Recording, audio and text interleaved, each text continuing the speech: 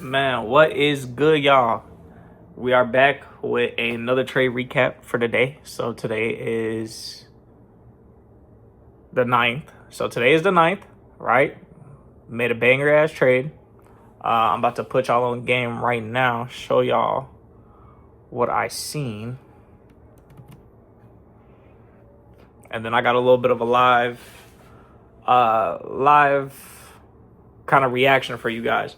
Now, I'm not gonna lie, I'm a little salty because I was trying to actually record like me in the Discord with my people. Me and my homie, and a few of our homies, we got a little Discord that we be trading in and stuff like that, you know what I'm saying? And I was trying to set that up this morning before I got into the trade, but for some reason the mic on my laptop isn't working. So I'm gonna have to get that figured out. Hopefully once I figure that, I could get a little trade situation going on for y'all, like a little live trade situation. But anyways, let's get into the trade recap. So coming into the day, at first I was honestly kind of bullish. The reason I was kind of bullish was we had this daily gap right here get respected. We inverse this daily gap up here. And so I was expecting us to go higher. So however, once I came down to the 15-minute chart, I seen that we had this unmitigated hourly down here. This was untouched. Huge gap, by the way. And then we also had all of our draws on liquidity. Let me fix that chart for y'all real quick. All of our draws on liquidity got taken. So we had London highs right here. They got swept out, right? Then we had Asia. Where was Asia at?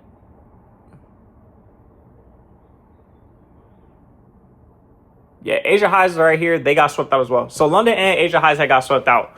So once I see London and Asia highs get swept out, my bias flipped. Like I no longer wanted to see us go higher. I wanted to see us rebalance into that hourly gap. Or at least this 15-minute gap that we created this 15-minute gap right here, right? And we did retest it into it, and it did give us a move up. But if you guys know AMD, accumulation, right? Manipulation, distribution, right? That's how I seen it. That's how I saw it. So I saw we accumulated, we manipulated up, swept out these highs, right? And then if I go to the 5-minute chart, right? We put in a new high at 8:30. So we put in our 9:30 a.m. highs right here. Once we created those highs, we came back up and swept those highs out again. I switched to the 2-minute time frame, right? There was also a 5-minute gap all the way on the left of the chart over here. That was unmitigated. Let me find it real fast. So look, this 5-minute right here. This 5-minute was also orb highs. So that right there was a pretty strong area of rejection for me. So I seen us reject not only off of orb highs, not only did we sweep a whole bunch of liquidity, we also had this 5-minute right here that we were rejecting out of, right? So boom, that's pretty much all I need to see in my trade is either a 5 or 15-minute gap, a liquidity sweep, and an inversion, right? Boom, we got all those. I came down to the 2-minute time frame Came down to the 2-minute time frame. Boom. We inversed. I usually never get in on just the inverse. I usually wait for a rebalance. So that's what I did. I waited for this candle to come retest this IFVG right here. Go ahead, draw it out for y'all real quick. Boom. Inverse fair value gap gets tapped into, rejects. So once it rejects, I got in on the rejection. As you can see, 1.6 RR. I took it down to the orb lows. Now, honestly, I could have taken this down to either fill the 15-minute gap or to the midpoint of the 15-minute gap. There was also some 15-minute liquidity down here that wasn't swept at the time. I think it was this liquidity right here. So this could have been another target. I didn't need that much though. I had two good days this week, making me like 1,000 on the account basically. So I just kind of was like, you know what, like I'm gonna stop being scared. My risk is basically what I put into the account, which was $87. I'm like, you know what, I'm gonna size up. So boom, I risked 600-ish, like 625-ish or something like that on the trade. Anyways, once we inverse that gap, there was just strong displacement down. There really wasn't. Like today was another one of those days where I was in the trade. Let me see. I got in the trade at 848. TP was hit by 852. So I was in the trade for like 4 minutes, man. I absolutely love when price does what it's supposed to do in a short period of time. I absolutely hate sitting in chop. That's probably one of my biggest psychological barriers is sitting in chop. But yeah, man. So I'm gonna actually go ahead and show y'all live execution.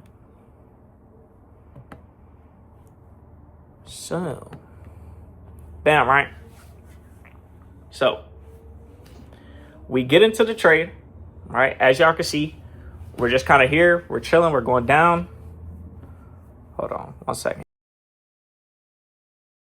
Yeah, my fault. So boom. Right, we're just kind of chilling for a little second. I think the maximum amount of drawdown I was in was like $100, $200 maybe. But yeah, okay, so I was actually risking 617 on this trade right here. So that first white line, I actually have no idea what that first white line is.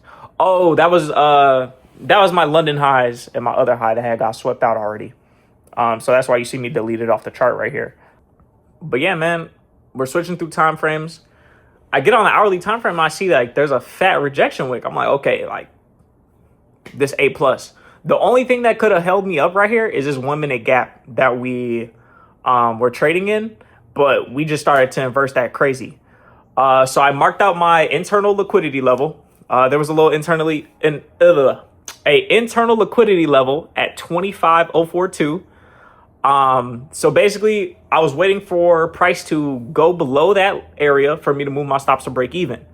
So boom, we tap that area, stops break even, and then we just holding. So I have a 35% consistency rule. So, and a 3K profit target. So I got a 35% consistency rule, 3K profit target. So with that, I was able to make, I think the maximum amount of money I'm able to make on the day is $1,050. So I made a little bit under $1,050 in this trade. As you can see, we're about to hit full TP here.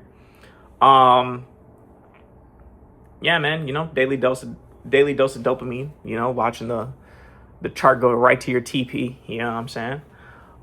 With a little drawdown. But anyways, we got two more days, hopefully, of just me being locked in. If I lose one trade, you know, one trade a day, that's the rule. That's what we doing. Yeah, man, praying we get this payout here soon. But yeah, man, nothing really too hard about today. Today was pretty easy. Pretty easy read.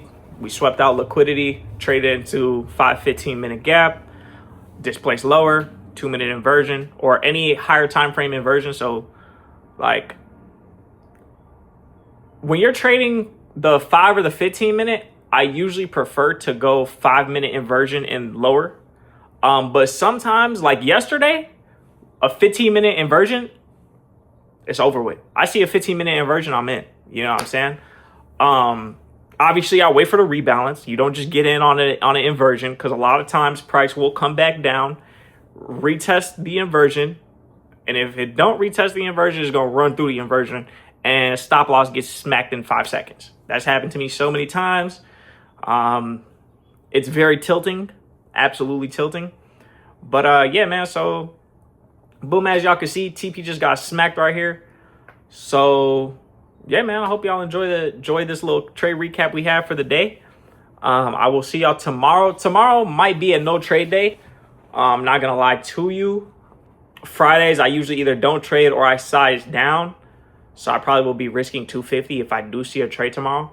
But like that's not really that bad, because I only need $1,000 to, you know, take a payout on this account.